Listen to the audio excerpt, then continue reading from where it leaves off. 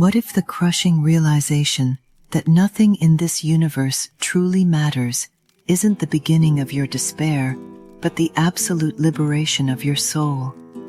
What if silence is not an ending, but a blank canvas?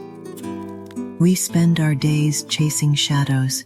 We measure our worth by checklists, career milestones, and the approval of ghosts. Yet, at 3 a.m., the weight sets in. You stare at the ceiling, feeling the cold indifference of the cosmos. You worry that your struggle is futile, that history will eventually swallow your name, and that your existence is just a frantic tremor in a vast, silent void. This existential vertigo is the modern condition. We are paralyzed by the fear of insignificance. Friedrich Nietzsche, the philosopher who dared to look into the abyss, wrote in The Will to Power, "He who has a why to live can bear almost any how." Writing in the late 19th century, he wasn't offering comfort, he was offering a challenge. He saw that once the old anchors of absolute meaning had dissolved, humanity faced a terrifying crossroads.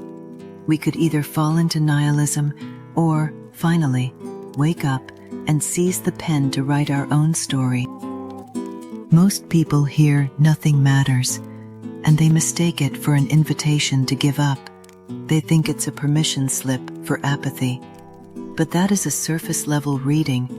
When Nietzsche speaks of the death of objective meaning, he is removing the guardrails.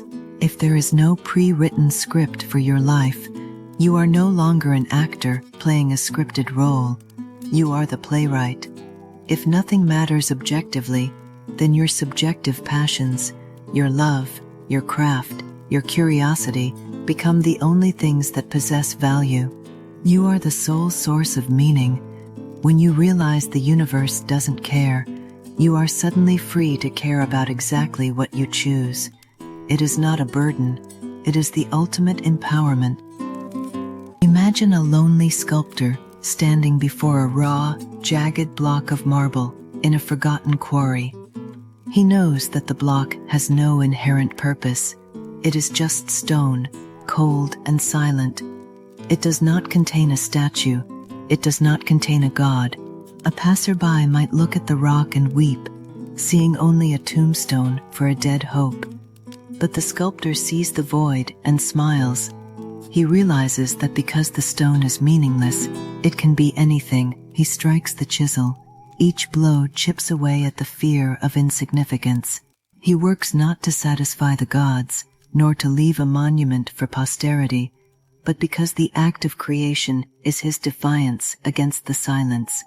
He sculpts for the sheer, violent joy of existence. He doesn't need the universe to approve of his work. He needs only to breathe, to sweat, and to create. He becomes the master of his own small universe. By the time the sun sets, the marble is transformed, not because the stone demanded it, but because he dared to impose his will upon the void. He proved that even in a world where nothing is written, everything can be carved. First, stop searching for a destiny hidden in the stars. Start observing what makes your pulse quicken when no one is watching. Second, perform one task today, no matter how small, not for recognition or progress, but for the inherent beauty of the act itself. Third, cultivate a chosen struggle. Pick a pursuit that is difficult, unnecessary, and entirely your own. Lean into it. Make your why your own, and watch the how become your masterpiece. We are the architects of the abyss. If nothing matters, then you are free to make everything matter. The void is not empty. It is waiting for you to begin.